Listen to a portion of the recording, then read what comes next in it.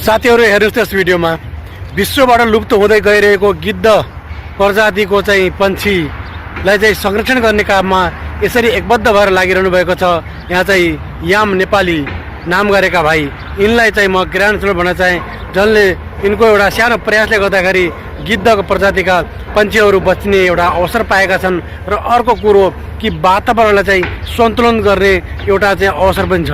त्यसैले यस भिडियोलाई सक्दो सेयर गर्नुहोला र नेपाल सरकारसँग पुगोस् र सरकारले पनि उनलाई के कति सहयोग गरेको छ त।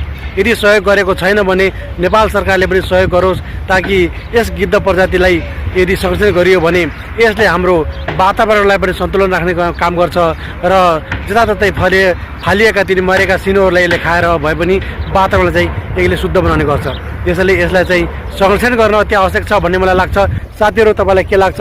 यदि तपाईँहरूलाई पनि लाग्छ भने यदि गिद्धलाई संरक्षण गर्नुपर्छ, यसको सम्वर्धन गर्नुपर्छ र यसलाई चाहिँ हामीले चाहिँ जगेर्ना गर्नुपर्छ भन्ने तपाईँलाई लाग्छ भने तपाईँले यस भिडियोलाई सक्दो सेयर गर्नुहोला र नेपाल सरकारसँग पुर्याउनु होला र त्यसपछि अनि यिनी भाइलाई चाहिँ ग्राउन्ड फ्लोर पनि गर्नुहोला। जस्तो मैले ग्राउन्ड फ्लोर गरिरहेको छु, यिनलाई चाहिँ हार्दिक नमन पनि भनिरहेँ। यिनको एउटा सानो प्रयास, यिनको अथक प्रयासले गर्दाखेरि यसरी चाहिँ हाम्रो नेपालबाट यो गिद्ध प्रजातिको पन्छी चाहिँ बचिरहोस् भन्ने कामनासहित नमस्कार भन्न चाहे।